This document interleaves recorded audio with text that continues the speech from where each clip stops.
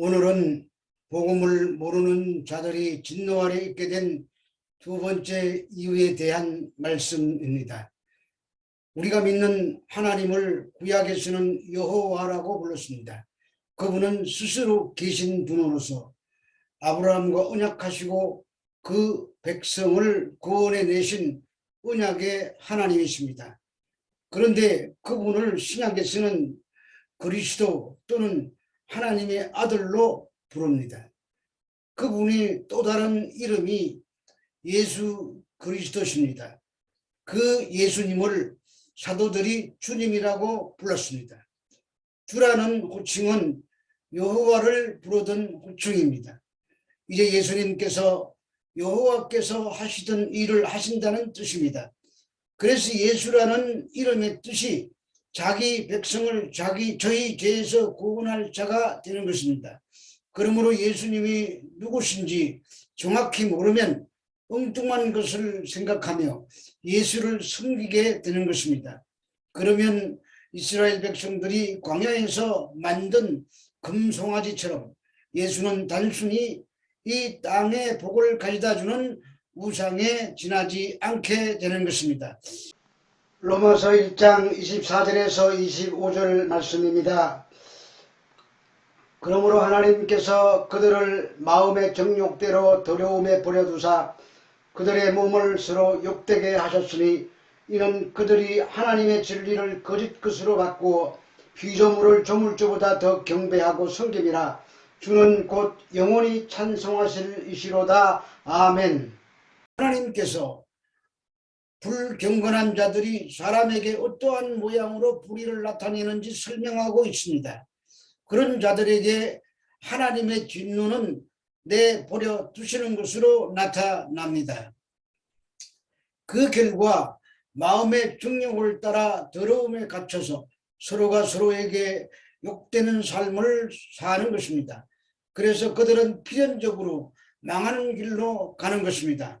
그런데 대반전이 있습니다. 주는 영원히 찬송하실이라고 본문이 말씀하고 있습니다. 주께서 창세전에 택하신 당신의 백성들을 더러움에 넘겨주어서 망하도록 버려두시는 것이 아니라 그들로 자신들의 부끄러움을 보고 깨닫게 하신 후에 하나님께 돌아와 섬기도록 하시겠다는 말씀입니다. 그 결과 주는 영원히 찬송받으실 분이 되는 것입니다. 왜냐하면 24절에 내버려 두다가 헬라어로 파라디도미입니다. 그런데 로마서 8장 23절에서 내어주다의 헬라어 파라디도미와 같은 뜻입니다. 이 말은 내버려 두신 이유와 살려내시기 위한 것과 관계가 있다는 뜻입니다.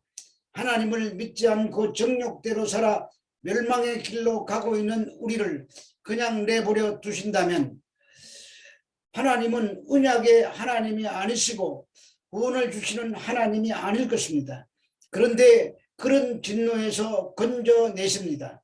그래서 찬송하게 되는 것입니다. 로마서 11장 32절에서 33절 말씀입니다.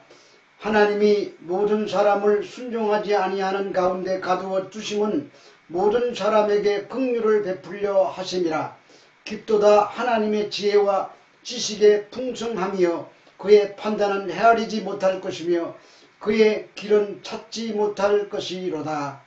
하나님께서 모든 사람을 다 순종치 아니하는 가운데 가둬 두셨다고 말씀합니다. 그 말은 본문의 더러움에 넘겨주셨다는 말과 같은 말입니다. 그런데 그 이유가 깊도다 하나님의 지혜와 지식의 풍성함에 대해서 놀라고 탐복하는 감격적인 표현입니다. 그래서 우리를 살려내시는 하나님을 찬송하는 것입니다. 우리가 확실히 알아야 할 것은 우리가 이 세상에 살면서 얼마나 죄를 적게 짓고 얼마나 거룩해 지느냐가 중요한 것이 아니라는 것입니다. 전적으로 하나님의 긍휼과 자비하심을 바라보고 믿고 의지하는 자가 더 중요한 것입니다. 죄를 짓지 않는 것을 목표로 삼으면 내 공로를 쌓는 것입니다. 그래서 하나님께서 진노하시는 것입니다. 우리가 할 일은 천부여 의지 없어서 주께로 갑니다. 회개하면서 하나님의 은혜와 긍휼을 사모하는 자가 되는 것입니다. 물론 우리는 죄를 적게 짓고 거룩하게 살려고 애를 써야 합니다.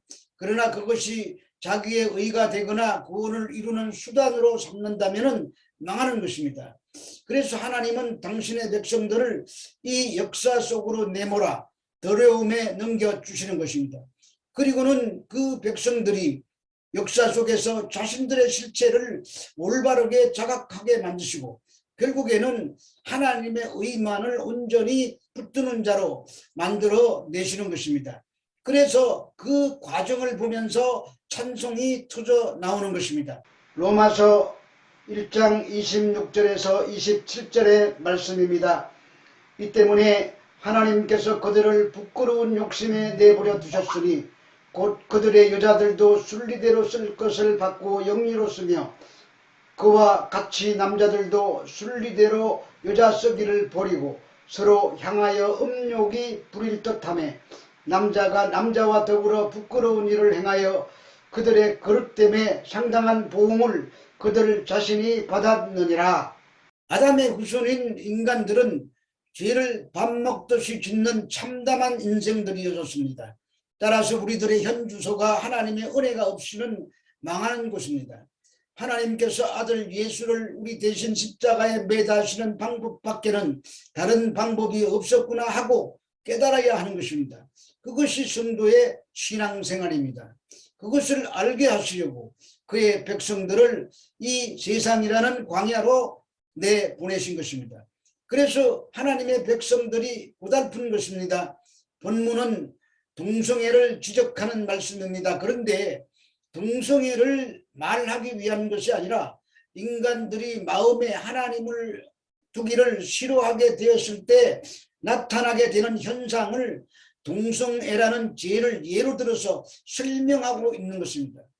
여기에서 부끄러운 욕심이라고 번역이 된 헬라어 파테 아티미아스는 빗나간 사랑을 말합니다. 이 빗나간 사랑을 다른 말로 죄, 하마르티아, 관역을 벗어나다라는 뜻입니다. 그것을 성경이 죄라고 합니다. 하나님의 백성들의 사랑의 대상은 오직 하나님 한 분이어야 합니다. 그런데 인간들이 하나님이 아닌 자기 자신을 사랑하게 되었을 때 질서의 체계가 뒤집어져서 하나님을 섬겨야 할 인간이 자신을 섬기는 자가 되는 것입니다. 어떤 존재가 자기가 있어야 할 자리에서 자기의 역할을 충실히 감당하는 상태를 의라고 말합니다. 그런데 그런 존재들이 자기의 역할을 떠나면서 질서가 깨어지고 불의의 상태가 되어 버린 것입니다. 권세와 돈과 명예가 신이 된 것입니다. 로마서 1장 28절의 말씀입니다. 또한 그들이 마음에 하나님 두기를 싫어하며 하나님께서 그들을 그 상실한 마음대로 내버려 두사 합당하지 못한 일을 하게 하셨으니 자기 자신을 신삼아 사는 자들의 상태가 하나님 두기를 싫어하는 상태라고 합니다. 하나님의 자리에 내가 앉아있고 돈과 권력과 명예가 앉아있습니다. 나와 그런 것들이 섬기는 우상이 되는 것입니다. 그런 인생에게는 하나님은 필요 없습니다. 그러나 그것이 바로 하나님께 버림받은 상태입니다. 하나님께서 저희를 그 상실한 마음대로 내버려 두셨다고 합니다.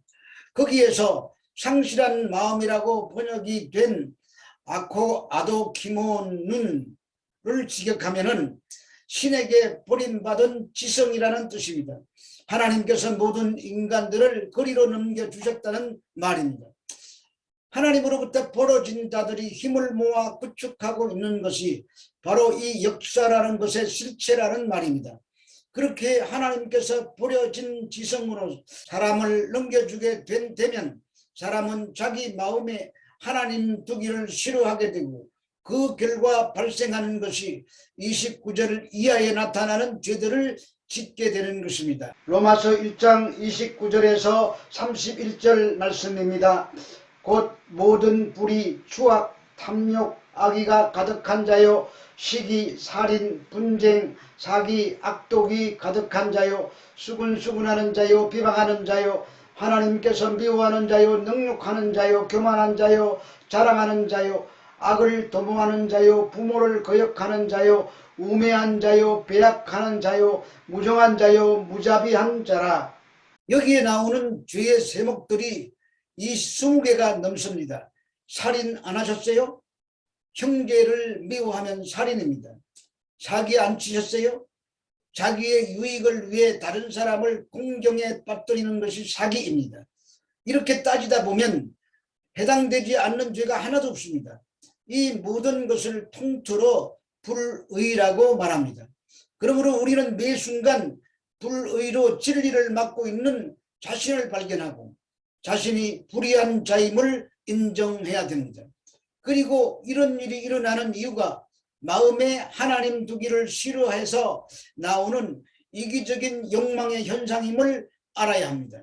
그리고 바울이 더 하고 싶은 말이 너희들은 어떤 존재이므로 이런 존재이므로 하나님의 도우심을 구하지 않으면 다 멸망한다. 그러니까 하나님의 도우심을 구하라는 말입니다. 하나님의 은혜 없이도 훌륭하게 잘 살 수 있다는 생각이 마음에 하나님 두기를 싫어하는 것입니다. 마음에 하나님 두기를 기뻐하는 자들은 하나님 저 좀 도와주세요라고 부르짖으며 하나님의 도우심을 구하는 자가 마음에 하나님 두기를 기뻐하는 자의 모습인 것입니다. 요한일서 1장 7절에서 9절 말씀입니다. 그가 빛 가운데 계신 것 같이 우리도 빛 가운데 행하면 우리가 서로 사귐이 있고 그 아들 예수의 피가 우리를 모든 죄에서 깨끗하게 하실 것이요 만일 우리가 죄 없다고 말하면 스스로 속이고 또 진리가 우리 속에 있지 아니할 것이요 만일 우리가 우리의 죄를 자백하면 그는 미쁘시고 의로우사 우리의 죄를 사하시며 우리를 모든 불의에서 깨끗하게 하실 것이요. 우리가 서둘러 이 어두운 가운데 행하는 것과 빛 가운데 행하는 것을 나쁜 일 하는 것, 착한 일 하는 것으로 결론 맺어서는 안 됩니다. 빛이 하는 일은 어두움에 숨어 있는 것들을 밝히 드러내는 역할도 합니다. 따라서 빛 가운데 행한다는 것은 자신 안에 감추어 둔 불의를 들추어내고 하나님 앞에서 그것을 인정하고 회개하는 것입니다. 그렇지 않으면 죄 없다 하면 스스로 속이는 것이요 진리가 그 속에 있지 않은 자가 되기 때문입니다. 또한 우리 죄를 자백하면 저는 미쁘시고 어조우사 우리의 죄를 사하시고 우리를 불의에서 깨끗하게 하실 것이라고 합니다. 지금 우리는 불의에 대해서 말씀을 나누고 있습니다. 불의는 하나님을 진노케 하는 것입니다. 그런데 거기까지라면 더 이상 복음이 아닙니다. 그 불의 속에서 죄의 자백이라는 은혜가 숨어 있습니다. 그래서 자백하면 깨끗하게 하실 것이고 반드시 자백하여 그 길로 가게 만드실 것입니다. 이 놀라운 사실을 기억해야 합니다. 나는 불의하여 진노를 면할 길 없었으나 그런 우리에게 구속의 은혜가 임하는 것입니다. 십자가의 은혜가 임하는 것입니다. 그래서 진노 아래에 있는 내가 살아나는 것입니다. 그때에 찬송이 터져 나오는 것입니다.